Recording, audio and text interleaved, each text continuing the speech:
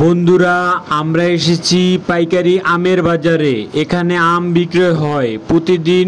শত শত ট্রাক ভরে ভরে আম আসে রাজশাহী এবং বিভিন্ন জায়গা থেকে। আজ জানাবো রূপালী সহ বাজারে যেসব আম রয়েছে সেগুলোর দাম। আপনারা দেখতে পাচ্ছেন প্রচুর আম, যেদিকে চোখ যায় শুধু আম আর আম বাজারে।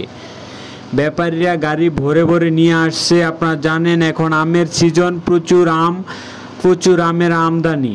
কিন্তু আমদানি থাকলে কি হবে, আমের দাম কিন্তু কমছে না।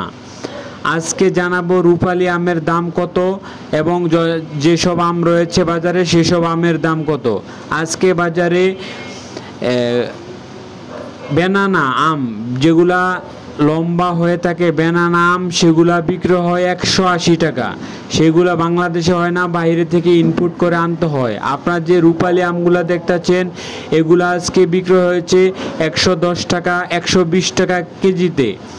এছাড়াও রয়েছে বড় বড় আম, হাড়িভাঙ্গা সহ আরও অনেক আম রয়েছে। এগুলা বিক্রি হচ্ছে 80 টাকা, 85 টাকা, 100 টাকা এরকম দরে।